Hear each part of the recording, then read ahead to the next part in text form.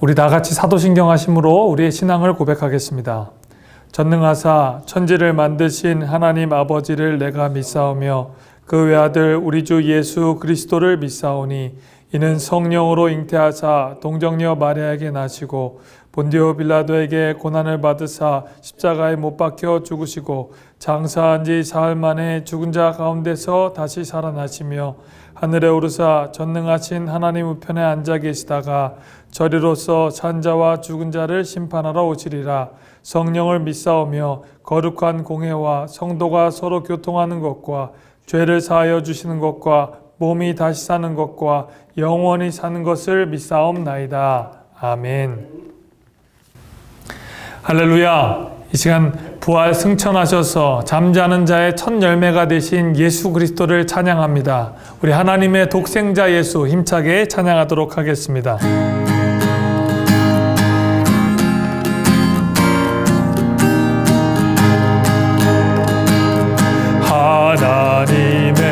하나님의 독생자 예수 날 위하여 오시었네. 내 모든 죄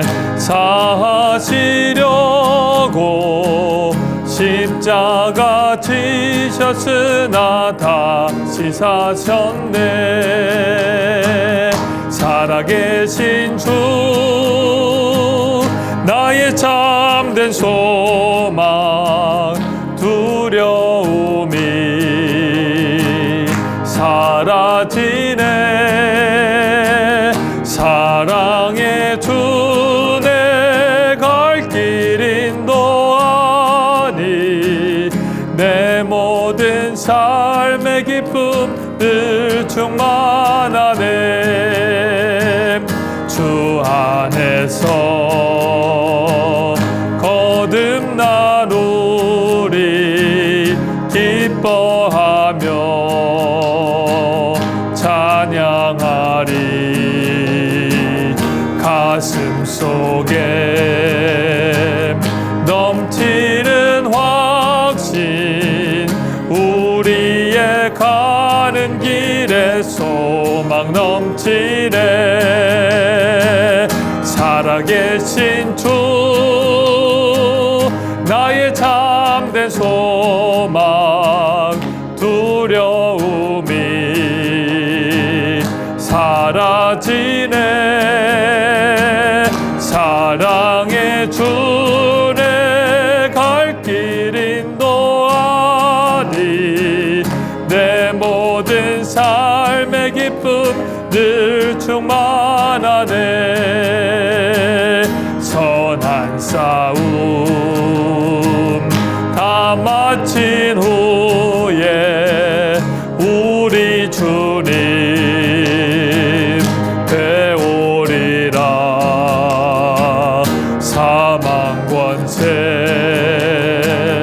다 물리치고 주님이 다스리니 영광 넘치네. 살아계신 주 나의 참된 소망 두려움이 사라지네.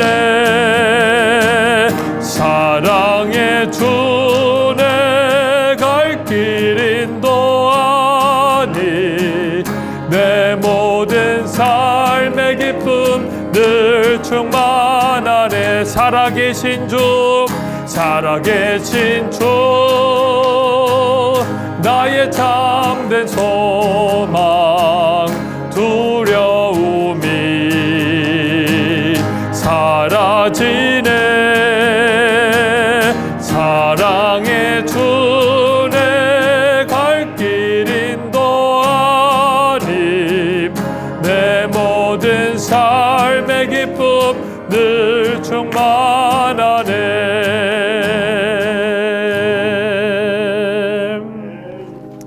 할렐루야. 이 시간 무덤의 머물러 함께 찬양하겠습니다.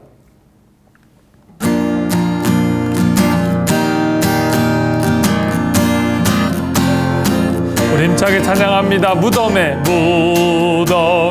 머물러 예수 내 구주 새벽 기다렸네. 예수 내 주 원수를 다 이기고 무덤에서 살아나셨네. 어둠을 이기시고 나와서 성도 함께 길이 다스리시네. 사셨네 예수 다시 사셨네. 헛되이 지키네. 예수 내 구주 헛되이 봉하네. 예수 내 주 원수를 다 이기고 무덤에서 살아나셨네. 어둠을 이기시고 나와서 성도 함께 길이 다스리시네. 사셨네 예수 다시 사셨네. 거기 못 가두네. 예수 내 구주 우리를 살리네. 예수 내 주 원수를 다 이기고 무덤에서 살아나셨네. 어둠을 이기시고 나와서 성도 함께 길이 다스리시네. 사셨네 예수 다시 사셨네. 3절 거기 못 가두네. 예수 내 구주 우리를 살리네. 예수 내 주 원수를 다 이기고 무덤에서 살아나셨네. 어둠을 이기시고 나와서 성도 함께 길이 다스리시네. 사셨네 예수 다시 사셨네. 할렐루야. 이 시간 함께 더 찬양합니다. 할렐루야. 우리 구주 예수 찬양합니다. 161장입니다.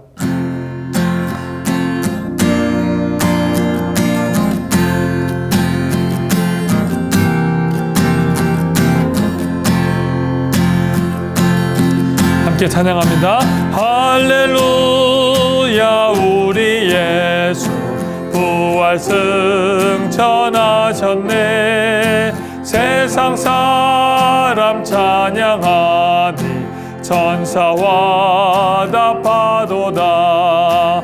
구주 예수 부활하사 사망 권세 이겼네.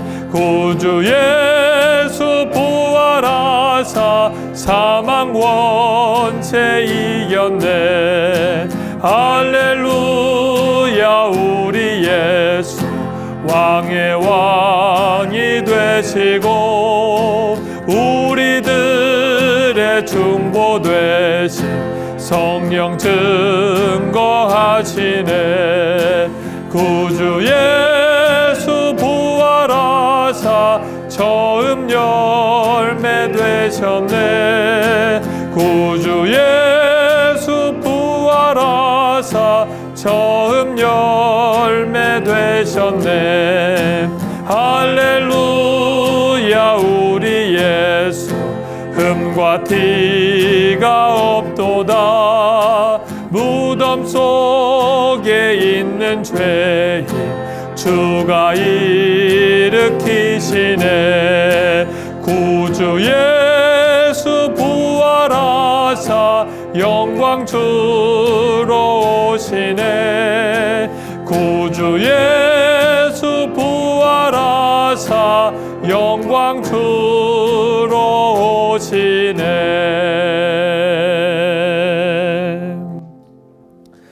우리 우리 시간 나같이 마음을 모아 조용한 기도를 드리도록 하겠습니다.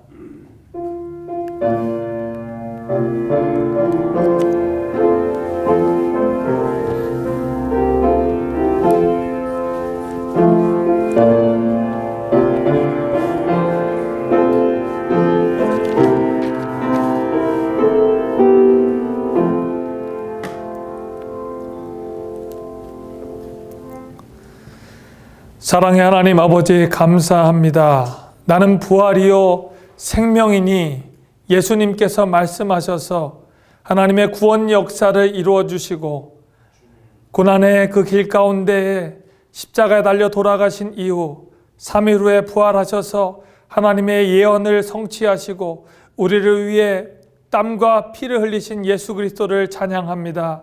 이 부활절에 하나님 기뻐할 것은 우리들의 죄를 위해서 이 땅에 오신 예수 그리스도께서 우리를 위해서 이 죄를 이기고 승리하셨음에 감사하며 기뻐합니다. 하나님, 이 은혜에 감사해서 이 시간 예배를 드리는 저희들의 심령을 받아주시고 하나님 앞에 부족한 부분들, 하나님 앞에 드러나야 될 죄의 모습들을 하나님 알려주셔서 회개함으로 주님과 더 가까워지는 하나님의 자녀들 될 수 있도록 은혜 내려 주시옵소서. 마음이 연약하고 육신이 연약하여서 하나님 전에 나올 수 없는 하나님의 자녀들, 하나님 마음을 붙잡아 주셔서 이 시간 온라인으로 하나님을 바라보고 예배를 드릴 수 있도록 힘과 능력 주셔서 감사합니다. 하나님, 부족한 우리들의 믿음을 채워주시고 믿음의 분량들을 넓혀주셔서 하나님 앞에 나오기에 부족함이 없도록 도와주시고 주님이 보실 때 착하고 충성된 종이라 일컬음이 받기에 부족함이 없는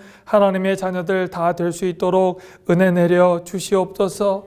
저희가 마냥 기뻐할 수 없는 것은 저희가 살고 있는 이 베이에리어 지역뿐만 아니라 미국 전역에 코로나 바이러스로 인해서 많은 사람들이 아파하고 확진자들이 끊임없이 일어나고 있음에 하나님 저희들이 기도하고 있습니다.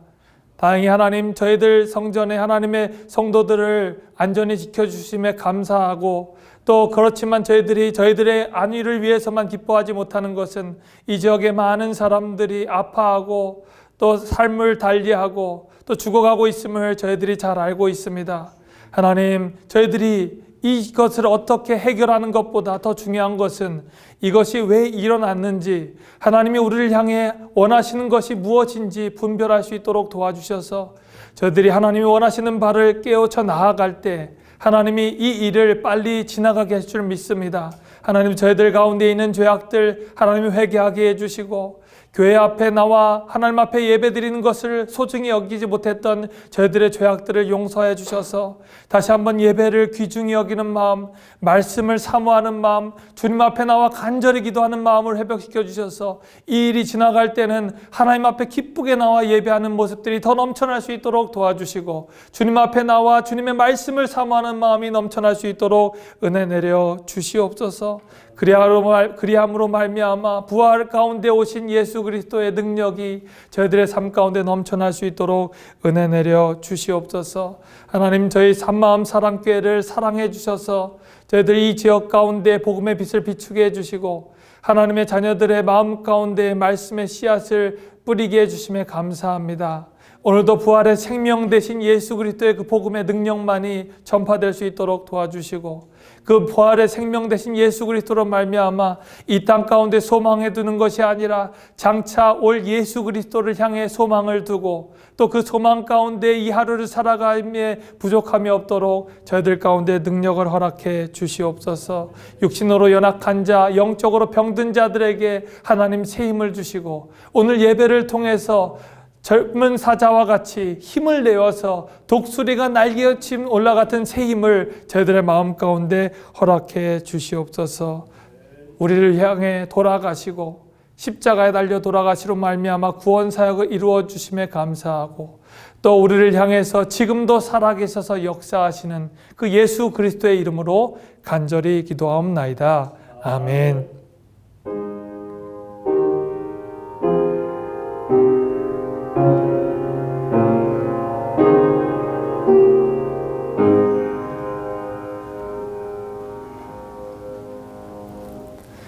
시간에는 담임 목사님 나오셔서 우리를 위해 알리는 말씀과 성경 봉독을 해주시겠습니다.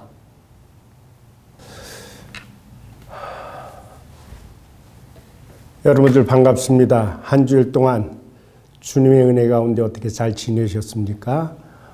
많이 답답하셨고 갑갑하셨으리라고 그렇게 생각을 합니다. 아무래도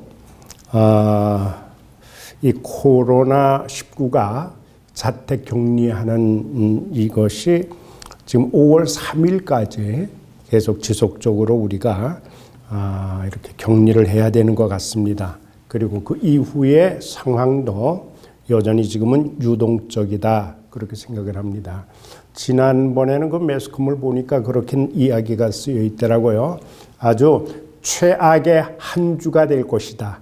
그렇게 이야기를 하면서 외출을 극도로 자제해 주기를 바란다. 그런 당부의 말씀도 있었습니다. 아마도 이번 주도 우리 가능한 대로 자택에 머무시는 게 좋으리라 그렇게 생각을 하고요. 그리고 외출도 가능하면은 여러분들이 조심히 하시고 부득이 하신다 할지라면은 그럴 경우에는 여러분들이 지켜야 될 수칙을 잘 지키시면 좋을 것 같습니다.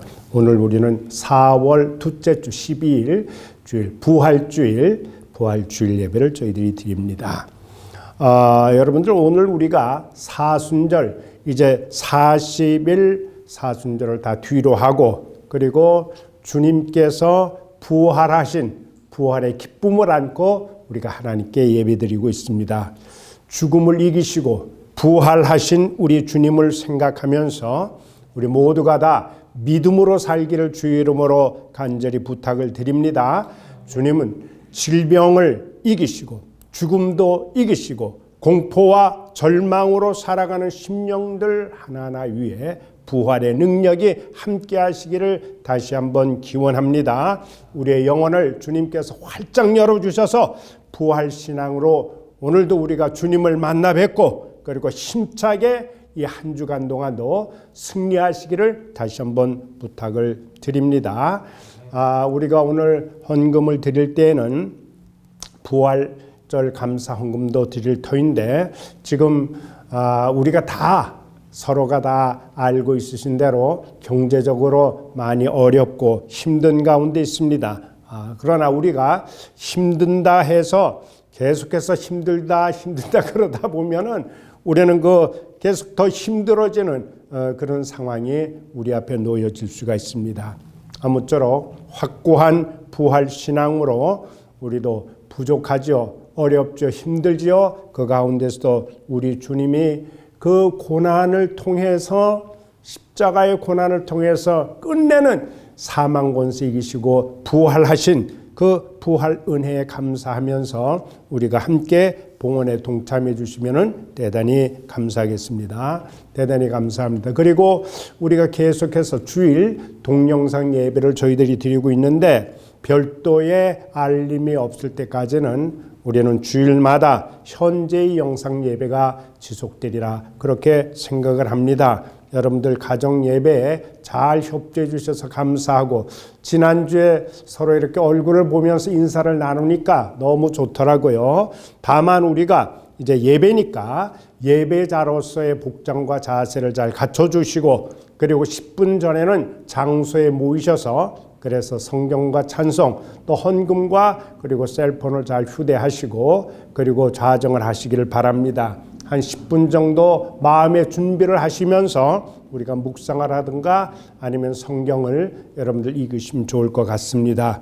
그리고 우리가 교회에서 예배드리는 것처럼 같이 찬송도 하고 또 성경 봉독할 때 함께 자리에 일어나시기도 하고 그리고 헌금도 하시고 기도도 하시고 또 말씀을 전할 때 아멘으로 화답도 하고 그렇게 우리가 함께 참여해 주시면 대단히 감사하겠습니다. 그리고 예배 후에 지난주에는 함께 우리가 교제를 나누지 않았어요. 그래서 이번 주도 여전히 우리가 함께 우리가 얼굴을 서로 마주 보지는 못해도 그래도 우리가 화면으로 서로 얼굴을 볼 수 있도록 그렇게 또 우리 목사님이 수고를 해 주셔서 감사한데 우리 친교 시간도 좋은 교제가 이루어지기를 바랍니다. 그리고 이제 교회 예배 모임은 우리 지난번에 말씀드리셨던 것처럼 여전히 우리는 잠정 다 유보하는 그런 가운데 있습니다. 또 우리 목사님하고 또 정가혜 그리고 박세훈 권사 또 정재훈 집사 귀한주의 종들 웹사이트를 준비하고 있습니다. 모든 일이 은혜 가운데 잘 이루어질 수 있도록 기도해 주시기를 부탁을 드립니다. 그리고 수요 기도회하고 토요 새벽 기도회는 당분간입니다. 당분간 우리 고목사님께서 잘 이렇게 셋업이 될 때까지는 고목사님이 그 부분을 담당을 해주시고 그것이 앞으로 한 2주 정도 걸릴 것 같다고는 하시는데 그 이후에는 저와 또 고목사님이 나누어서 우리 여러분들을 뵙고 함께 은혜 나누는 그런 시간으로 하도록 그렇게 하겠습니다. 여러분들 한 주 건강히 보내시기를 바랍니다. 외출 조심하시고 가능하면은 자택에 거주하고 그리고 이럴 때일수록 우리가 기도하는 일을 잊지 말고 주님께 가까이 나아가는 그런 은혜가 있기를 바랍니다. 대단히 감사합니다. 이상으로 우리 안내의 말씀은 드렸고 우리가 지난주처럼 또 함께 같이 인사를 한번 나누시죠. 저와 같이도 인사를 나누시고 우리 교회에서 예배드릴 때처럼 전후 좌우에 계신 분들하고 우리 반갑게 인사를 나누는데 오늘은 주님 부활하셨습니다. 주님 부활하셨습니다. 그렇게 우리가 함께 인사를 우리가 한번 나누면 좋겠습니다. 함께 인사 나누실까요? 주님 부활하셨습니다. 주님 부활하셨습니다. 네, 주님 부활하셨습니다. 감사합니다. 우리 이 시간에는 찬송가 우리 633장 부르시겠습니다. 그리고 나의 하나님 받으소서 부르시고 우리 찬송 그 헌금 봉헌하도록 그렇게 하겠습니다.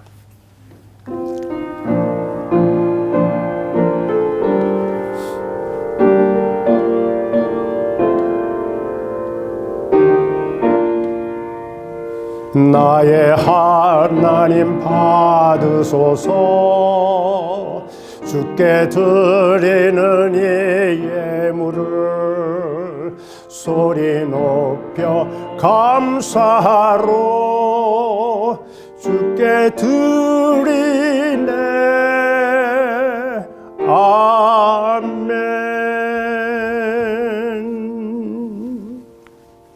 기도합니다. 우리의 머리카락까지 세심 받으시는 주님, 하나님 앞에 감사와 찬양과 영광을 돌립니다. 우주 만물의 주인 되신 존귀하신 하나님 앞에 우리가 주신 바 그 은혜를 인하여서 봉헌할 수 있도록 저희들을 지켜주시고 사랑해 주심을 감사합니다. 우리가 없는 가운데서도 그리고 부족한 가운데서도 하나님 앞에 감사하게 도와주시고 자원하여 하나님께 드릴 수 있는 마음을 허락해 주심을 감사하고 우리가 기쁜 마음으로 그리고 즐거운 마음으로 하나님 앞에 봉헌할 수 있는 아름다운 마음을 주셔서 하나님 더없이 고맙고 감사합니다.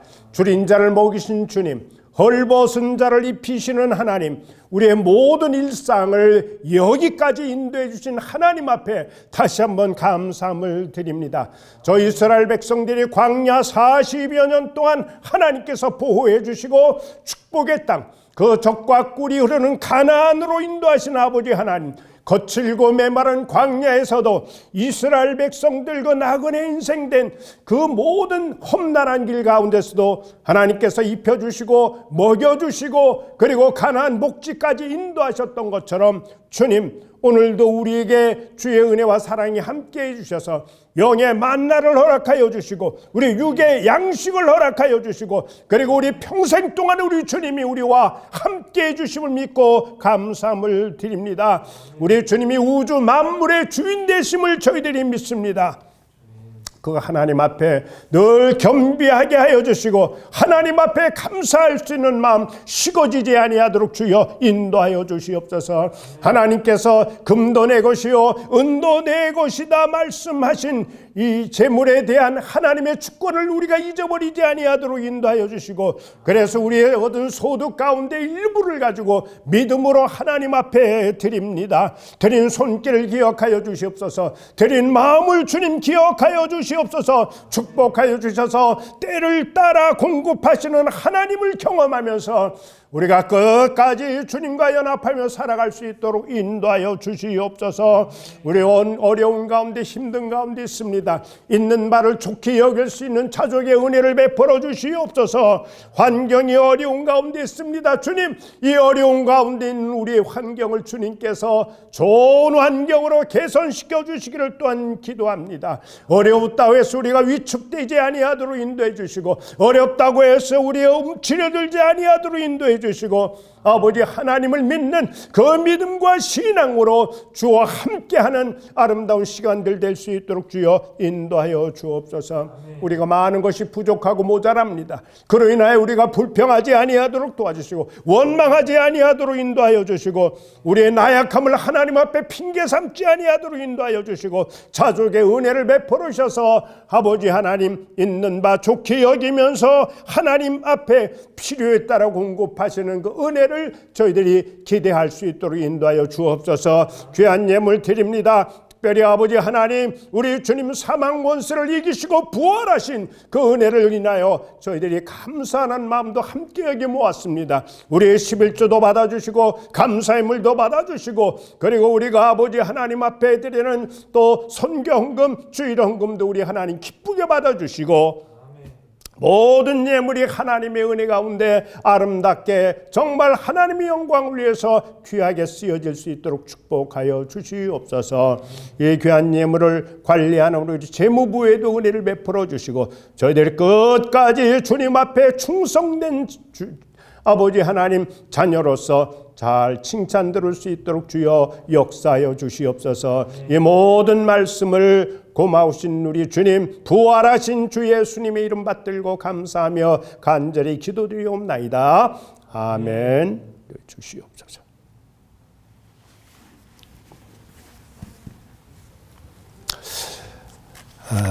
오늘 우리가 말씀은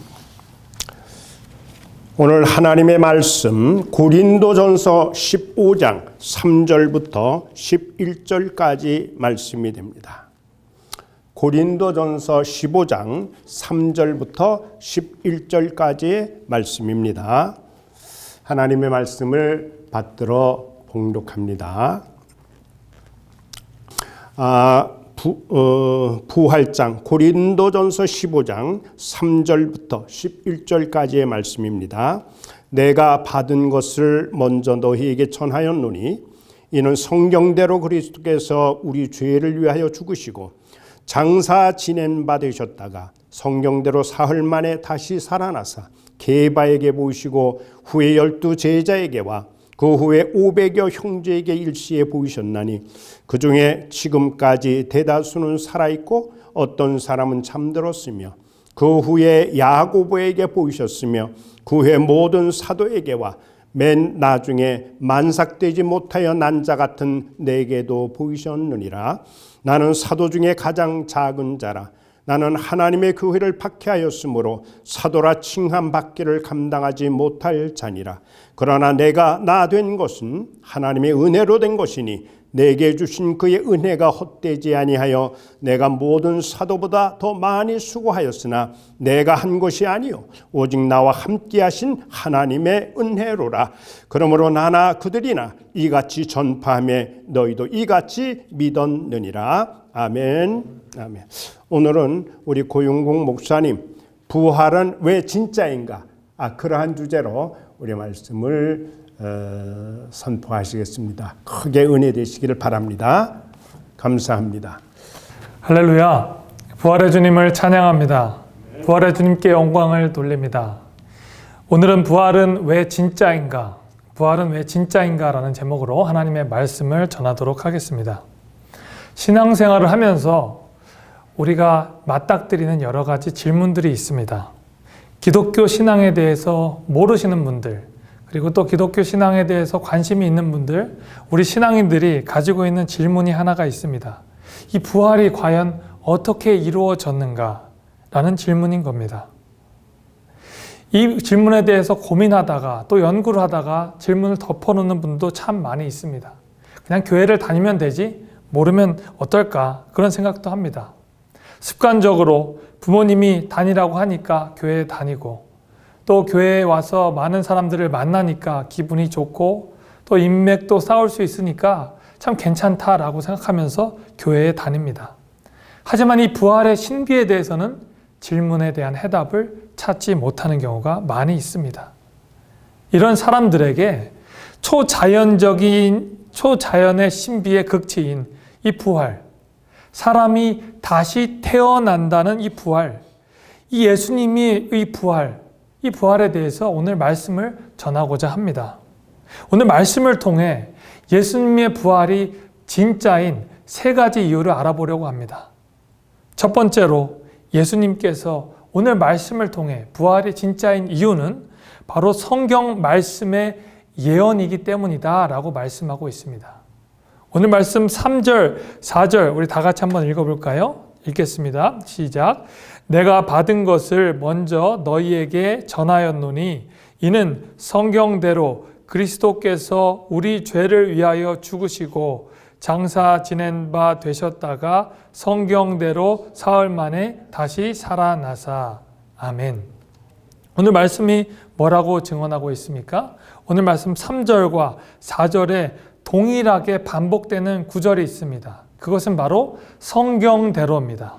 3절에도 이렇게 되어 있죠. 성경대로 그리스도께서 우리 죄를 위해서 죽으셨다. 4절에도 이렇게 되었죠. 장사 지낸 바 되었다가 성경대로 사흘 만에 다시 살아나셨다라고 말하고 있습니다.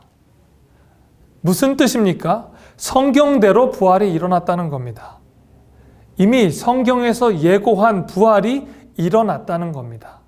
부활은 갑작스럽게 일어난 것이 아니라 하나님의 구원 계획이었다는 겁니다.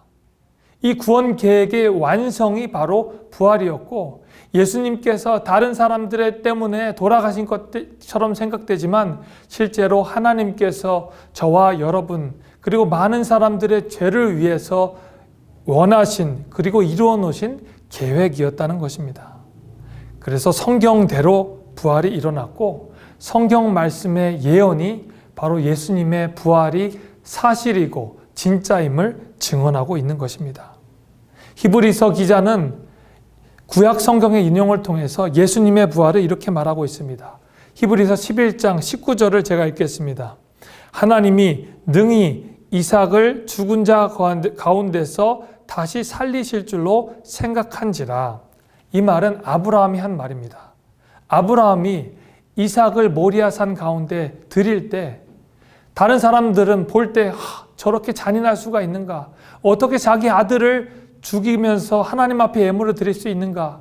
하나님은 참 잔인한 분이다 라고 이야기할 수 있지만 아브라함의 믿음 가운데는 이 마음이 있었다는 것입니다. 하나님께서는 능히 이삭을 죽은 자 가운데서 살리실 줄로 생각한지라. 부활의 하나님, 살리시는 하나님을 아브라함이 믿었다는 것입니다. 이게 바로 부활의 예언 중에 하나입니다. 성경 말씀 이사야서에 가면 이제 부활이 더욱더 구체화됩니다. 이사야서 53장의 예언을 한번 보십시오. 예수님의 고난, 죽으심, 부활, 이 내용을 정확하게 예언하고 있습니다. 이사야 53장 3절부터 제가 읽어보겠습니다. 그는 주 앞에서 자라나기를 연한 순 같고 마른 땅에서 나온 뿌리 같아서 고운 모양도 없고 풍채도 없은즉 우리가 보기에 흠모할 만한 아름다운 것이 없도다. 이게 바로 예수님을 향한 예언이 아니겠습니까? 그는 멸시를 받아 사람들에게 버림을 받았으며 간고를 많이 겪었으며 질고를 아는 자라. 마치 사람들이 그에게서 얼굴을 가리는 것 같이 멸시를 당하였고 우리도 그를 귀히 여기지 아니하였도다. 이 말씀이 바로 예수님의 고난, 예수님의 멸시, 십자가의 그 형벌을 말하고 있습니다. 십자가의 고난을 말하고 있는 것입니다. 이사야 53장은 유대인들, 예수님을 믿지 않고 하나님만 믿는 그 유대인들에게 금지된 책이라고 합니다. 여러분, 성경 말씀은 예수 그리스도에 대한 예언이고 또 예수 그리스도의 사역이고 또 장차 오실 재림 예수 그리스도에 대한 예표 아니겠습니까? 그 예수님에 대한 예표인 이사야 53장을 읽으면 유대인들이 저 사람이 바로 예수 그리스도시구나. 우리가 핍박하고 질시했던 그 사람이 바로 구원자 메시아였구나 라고 알 수 있기 때문에 예수님이 떠오르기 때문에 이사야 53장을 읽지 못하게 한다는 겁니다. 성경 말씀은 바로 예수님에 대해서, 예수님의 부활에 대해서 정확하게 예언하고 있는 것입니다. 그리고 신약 성경에 오면 예수님께서 나사로를 살려주시면서 이렇게 말씀하십니다. 요한복음 11장 24절에 마르다가 이렇게 말합니다. 마지막 날 부활 때에는 내가 다시 살아날 줄을 아나이다. 예수께서 마르다에게 말씀하시되 나는 부활이요 생명이니 나를 믿는 자는 죽어도 살겠고 무릇 살아서 나를 믿는 자는 영원히 죽지 아니하리니 이것을 내가 믿느냐 라고 말씀하고 있습니다. 성경 말씀은 이렇게 증언하고 있는 것입니다. 예수님께서는 이전에 오시기 전에도 말씀하셨고 오셔서 제자들과 또 마르다와 마리아에게도 말씀하시고 그리고 제자들에게도 끊임없이 3일 만에 부활하실 것이다 라고 말씀하셨습니다. 성경 말씀은 이렇게 되어 있습니다. 요한복음 5장 39절에 너희가 성경에서 영생 얻는 줄 생각하고 성경을 연구하거니와 이 성경이 곧 내게 대하여 증언하는 것이니 우리가 구원을 얻기 위해서 영생을 얻기 위해서 봐야 하는 것이 바로 성경이라는 겁니다. 이 성경을 연구하는 것이 바로 예수님을 연구하는 것이고 이 성경 창세기로부터 요한계시록까지 이 나오는 내용은 바로 예수 그리스도에 초점을 맞춰 있는 것입니다. 바로 성경을 읽는 목적, 그게 바로 예수님을 믿는 것이고 그리고 예수님께서 이 부활을 성경의 처음부터 끝까지 예표하고 있다는 것입니다. 그렇기 때문에 부활은 진짜입니다. 부활은 바로 성경 말씀이 증언하고 있습니다. 두 번째로 왜 부활이 진짜일까요? 부활은 왜 진짜일까요? 바로 많은 증인들이 부활이 진짜임을 증명하고 있기 때문입니다. 오늘 말씀 고린도전서 5장 15장 5절로 8절 말씀을 읽어봅시다. 제가 읽겠습니다. 우리 온라인에 계신 분들 다 같이 한 목소리로 읽겠습니다. 시작. 게바에게 보이시고 12 제자에게와 그 후에 500여 형제에게 일시에 보이셨나니 그 중에 지금까지는 대다수는 살아있고 어떤 사람은 잠들었으며 그 후에 야고보에게 보이셨으며 그 후에 모든 사도에게와 맨 나중에 만삭되지 못하여 난 자 같은 내게도 보이셨느니라. 아멘. 여러분 오늘 말씀을 읽으면 얼마나 많은 사람들이 부활 후 예수님을 보았는지 짐작할 수 있습니다. 오늘 말씀 이렇게 나와 있죠. 게바에게 보이셨다. 게바는 베드로의 다른 이름이었습니다. 부활 후에 베드로에게 친히 찾아가서 보여주시고 12명의 제자들에게도 나타나셨습니다. 그들뿐만 아니라 6절 말씀에는 500여 형제에게 일시에 보이셨다. 심지어 그 중에 지금 사도 바울이 이 고린도 전서를 쓰고 있을 때 그 500여 명 중에 대다수는 살아있다라고 말씀하고 있었습니다. 맨 마지막에 이렇게 고백합니다. 그 후에 맨 마지막에 만삭되지 못하여 난 자 같은 내게도 보이셨느니라. 사도 바울에게도 친히 나타나서 보이셨던 것이 바로 예수님, 부활하신 예수님이었습니다.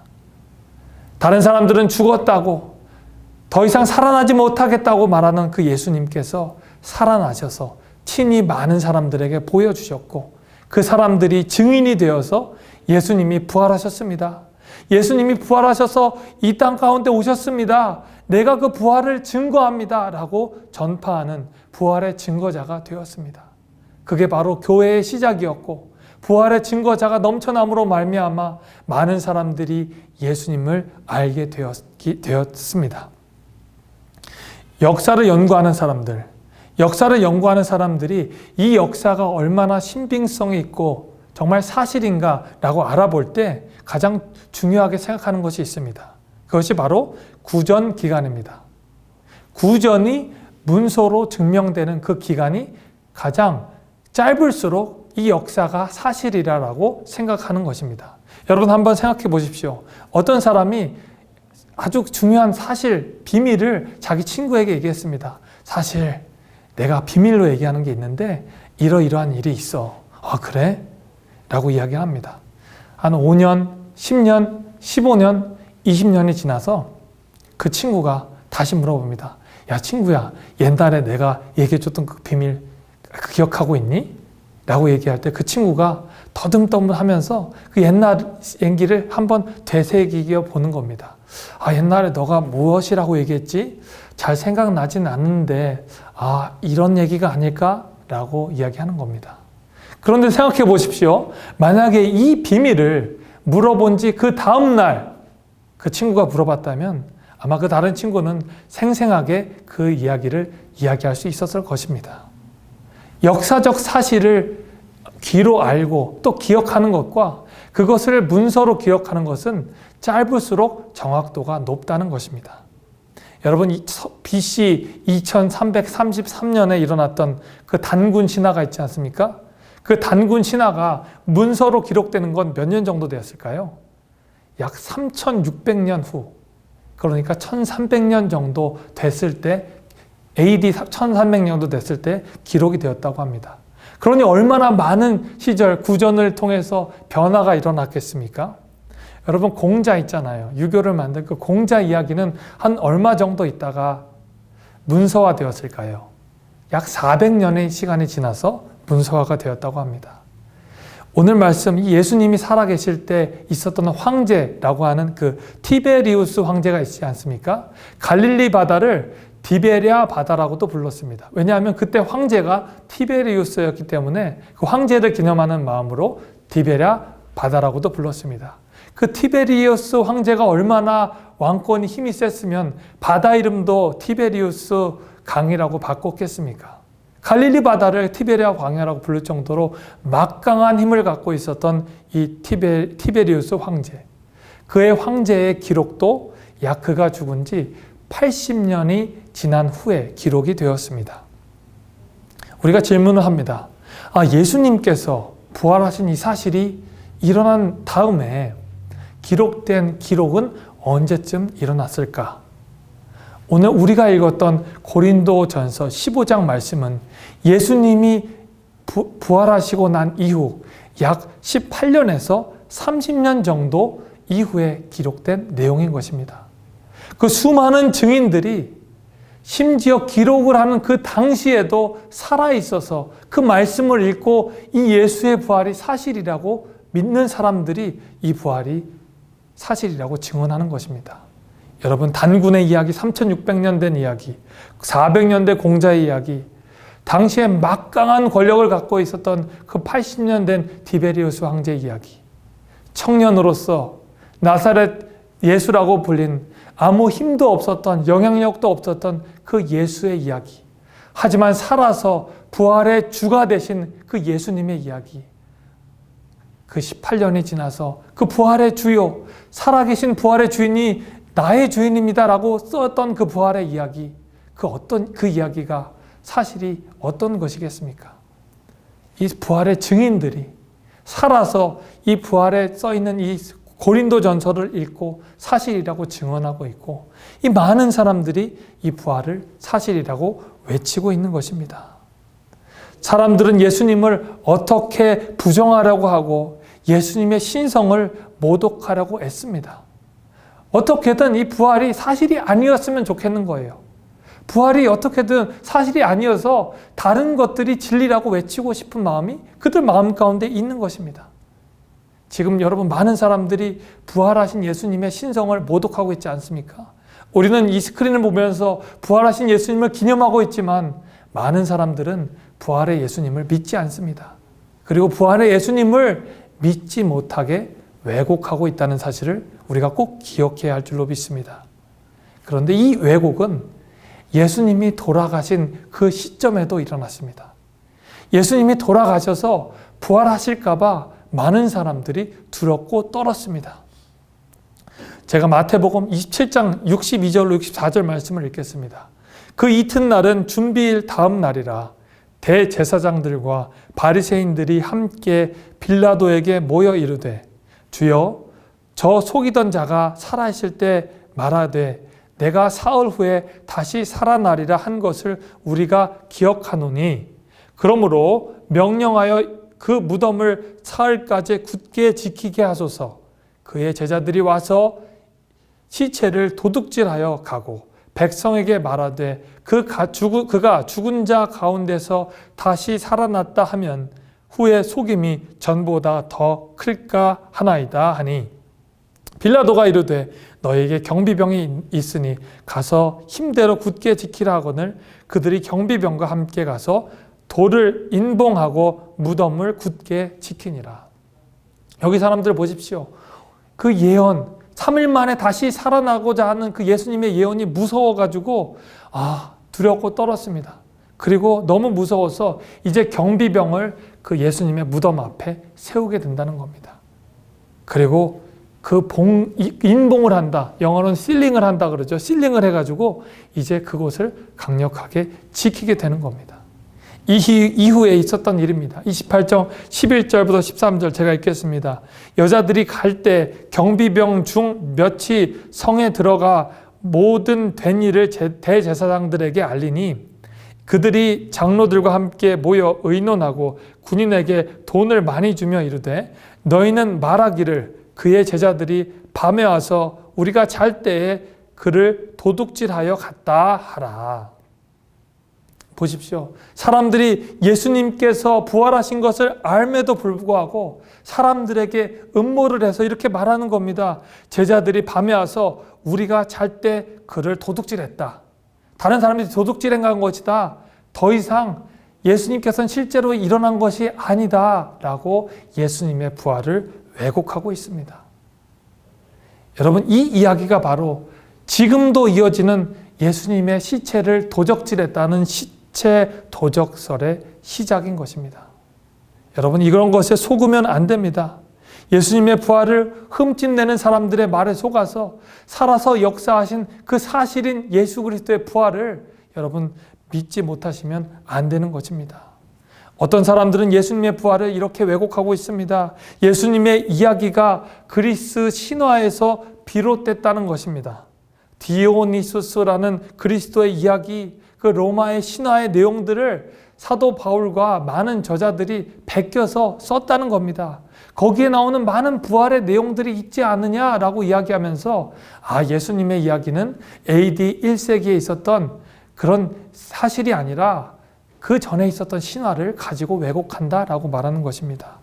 하지만 우리가 그 이야기를 자세히 들어보면 그 로마의 신화들의 내용들이 AD 2세기나 3세기 이후에 예수님의 부활이 있었다는 내용을 가지고 왜곡지고 또 변환했다는 것을 알게 됩니다. 왜 그런 줄 아십니까? 예수님의 부활의 이야기가 많은 증인들에 의해서 전파되니까 이 기독교가 한마디로 유행이 되었습니다. 기독교가 붐이 일고 기독교를 가지고 이야기를 하면 사람들이 많이 듣고 또 많이 책이 팔리기 때문에 부활의 이야기가 AD 1세기가 아닌 2세기와 3세기에 많이 인용이 되었다는 것입니다. 진짜가 예수님이고 가짜가 로마 신화인 겁니다. 진짜 예수님을 가지고 가짜 신화들이 판치게 됐다는 것입니다. 진짜가 있기 때문에 여러분 짝퉁이 있지 않습니까? 여러분 진짜는 찬란히 빛납니다. 제가 예전에 어느 성도님과 함께 이야기를 하면서 이야기를 들은 적이 있습니다.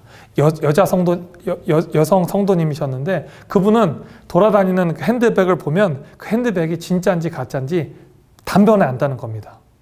그 시중에 많이 돌아다니는 그 루이비통이라는 그 핸드백들이 대부분이 다 가짜라는 겁니다. 어떻게 아냐고 하니까 다 티가 난다는 겁니다.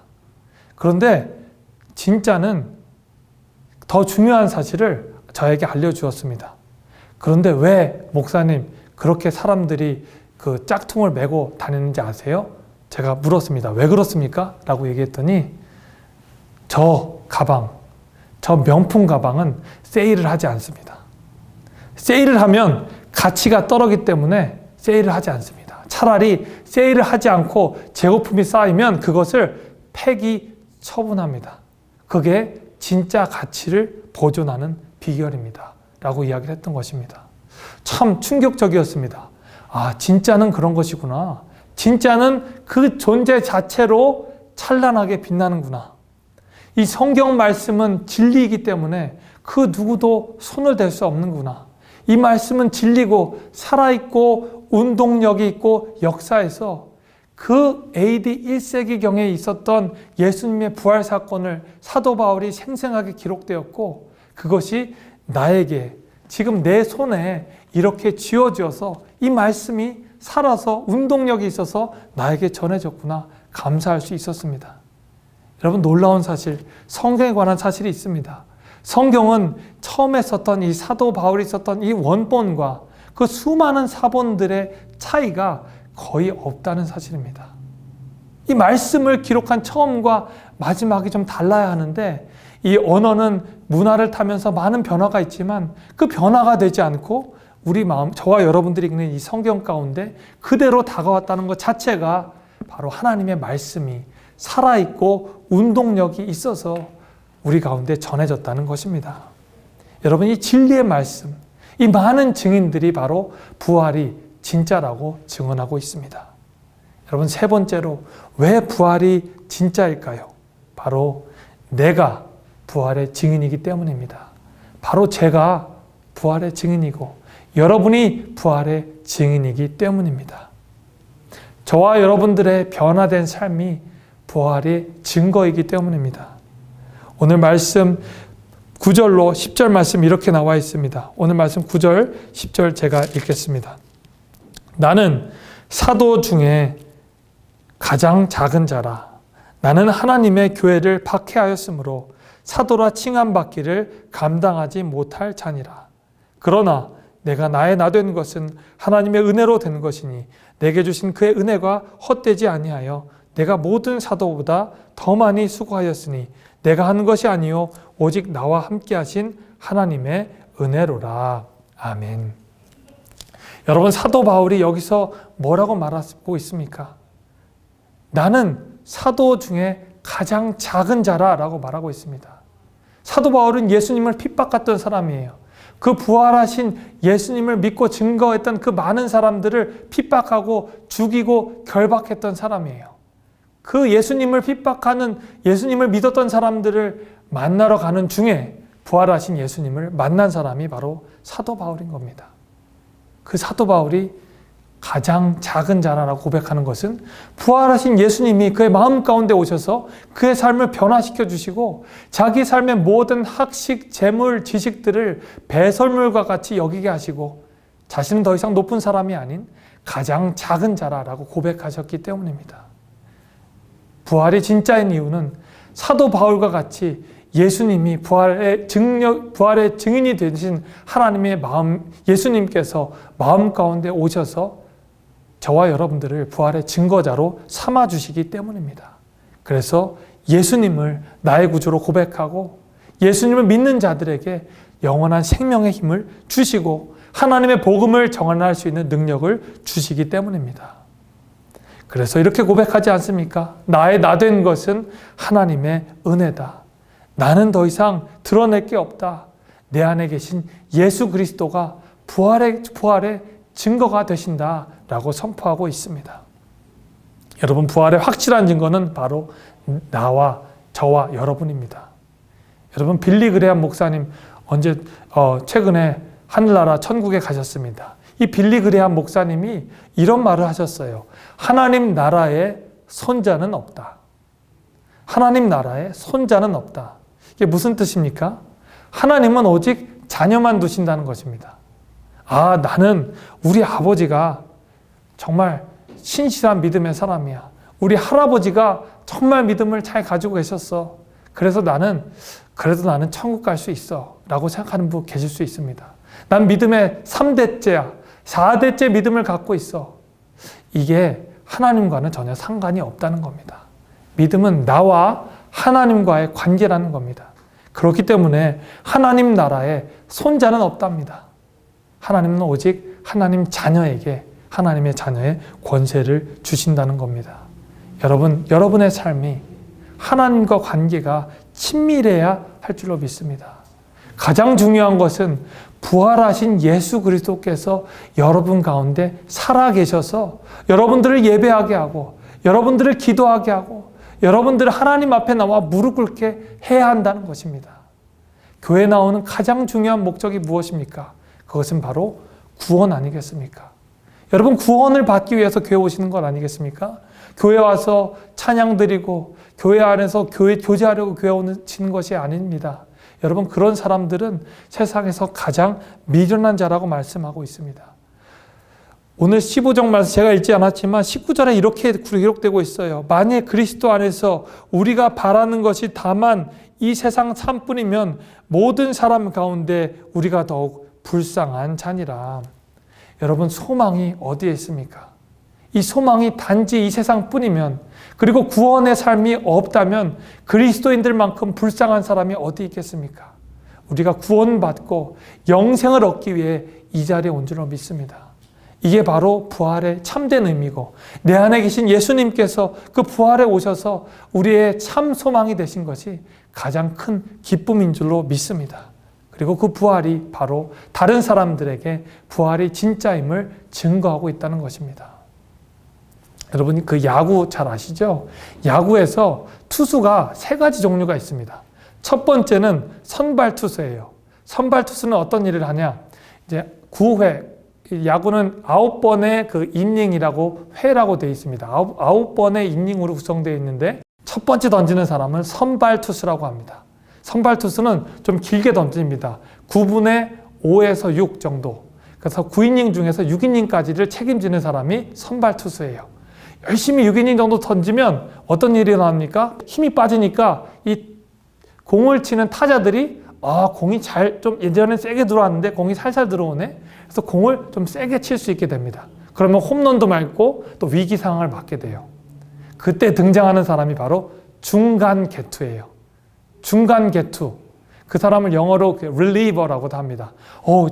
위험한 상황, 불날 것 같은 상황을 좀 차분히 갈아치우는 사람. 그 사람을 reliever라고 합니다. 중간 개투. 중간 개투가 열심히 던지는데 던지다 보면 또 힘이 빠져요. 그럴 때 이제 마지막으로 모든 것을 마무리해주는 사람. 그 사람을 바로 클로저라고 합니다. 클로저. 9회 마지막에 멋있게 음악이 등장하면 그 사람이 나타나서, 어떤 멋있는 클로저는 머리를 갈기갈기 이렇게 하기도 하고, 어떤 클로저는 또 위압감을 주기 위해서 수염을 이렇게 기르기도 합니다. 그래서 무서운 표정을 짓고 공을 하나씩 던지기도 합니다. 그 클로저가 나와서 마지막을 딱 매저지하면 경기가 끝나게 됩니다. 클로저가 경기를 마무리하면 세이브 했다고 합니다. 여러분, 기독교에서 또 교회에서 신앙생활에서 구원해주고 세이브 한다는 것은, 세이브는 바로 구원했다는 뜻이잖아요. 경기를 구원해주는 구원투수. 우리들이 세상에서 살아가면서 영적으로 하나님 곁을 떠나고 사탄 마귀의 유혹에서 떠나서, 유혹에 이끌려서 세상으로 방황할 때 우리들을 구원해 주시고, 또 우리를 위해서 이 땅에 친히 오셔서 우리를 생명의 길로 이끌어 주신 그 구원자, 그 구원투수가 바로 예수 그리스도이십니다. 그 예수 그리스도께서 우리에게 오셔서 우리를 구원해 주시고 십자가에 달려 돌아가셨다가 3일 만에 부활하심으로 하나님께서 우리에게 대한 자기의 사랑을 확증해 주셨습니다. 그리고 구원의 임무를 완수해 주셨습니다. 그래서 야구 경기가 끝난 것처럼 구원의 경기도 마쳐졌던 것입니다. 우리는 이미 승리자의 삶을 살고 있는 것입니다. 이 승리자의 삶을 살아가고 있는 것입니다. 주님께서 오셔서 내 죄의 문제를 해결해 주셨고 다시 살아나셨습니다. 그래서 우리가 해야 할 소망은 바로 이런 것입니다. 로마서 6장 6절로 8절에 이렇게 고백합니다.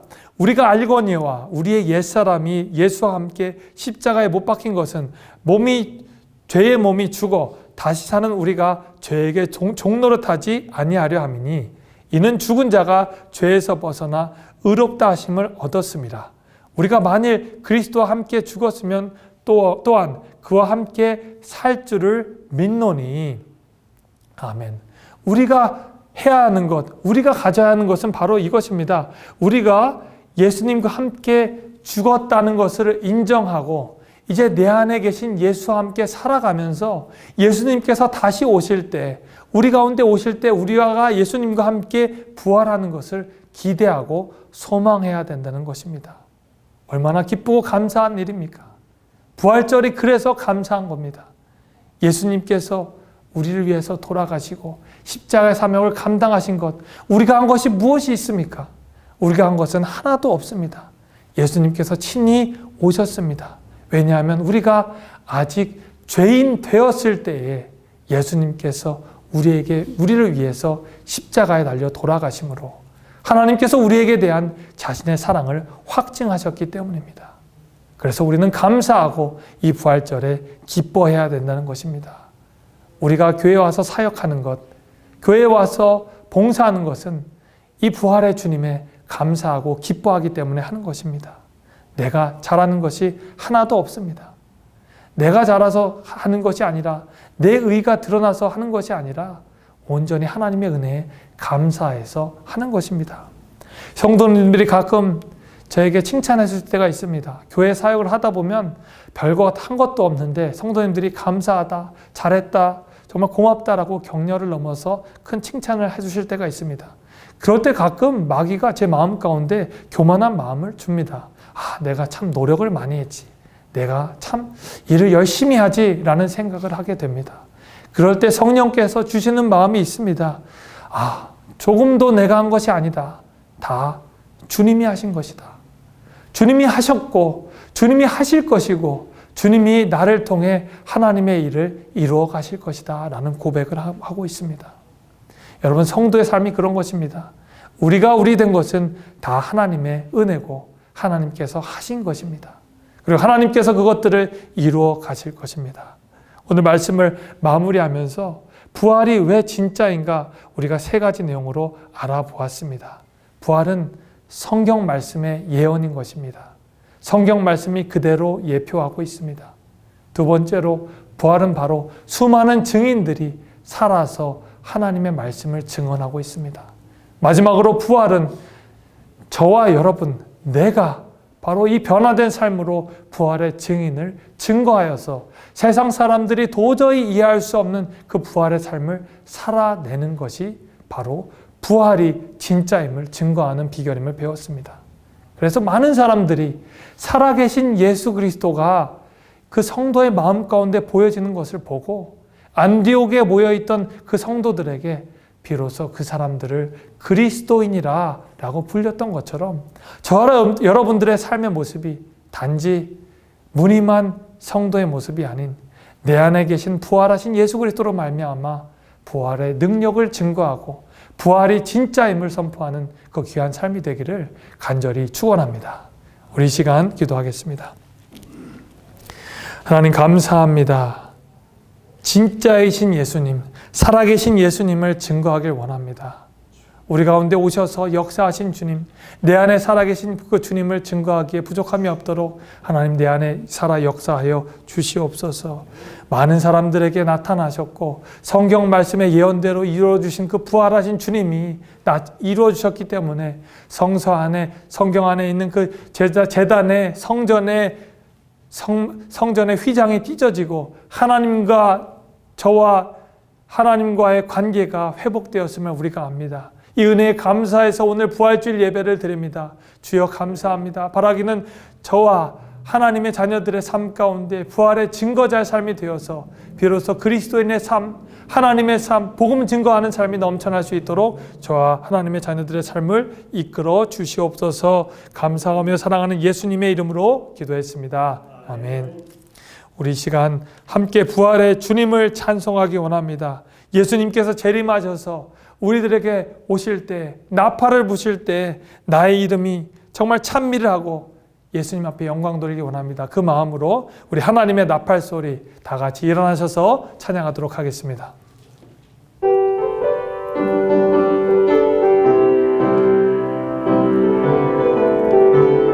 우리 힘차게 찬양합니다. 하나님의 나팔 소리 천지진동할 때에 예수 영광 중에 구름 다치고 천사들을 세계 만국 모든 곳에 보내어 구원받은 성도들을 모으리. 나팔 불 때 나의 이름, 나팔 불 때 나의 이름, 나팔 불 때 나의 이름, 부를 때에 잔치 참여하겠네. 무덤 속에 잠자는 자 그때 다시 일어나 영화로운 부활 승리 얻으리. 주가 택한 모든 성도 구름 타고 올라가 공중에서 주의 얼굴 배우리. 나팔 불 때 나의 이름, 나팔 불 때 나의 이름, 나팔 불 때 나의 이름, 부를 때에 잔치 참여하겠네. 주님 다시 오실 날을 우리 알 수 없으니 항상 기도하고 깨어 있어서 기쁨으로 보좌 앞에 우리 나가서도록 그때까지 참고 기다리겠네. 나팔 불 때 나의 이름, 나팔 불 때 나의 이름, 나팔 불 때 나의 이름, 부를 때에 잔치 참여하겠네.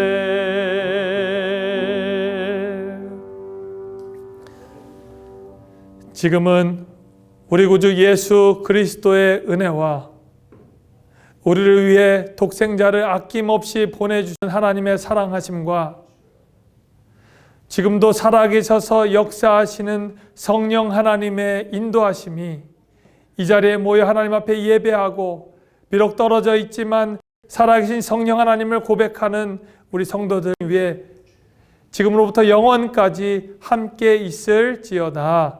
아멘.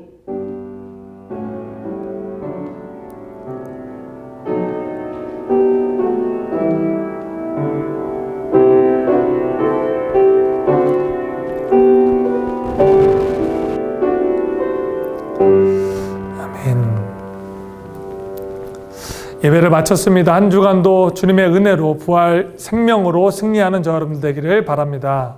아멘.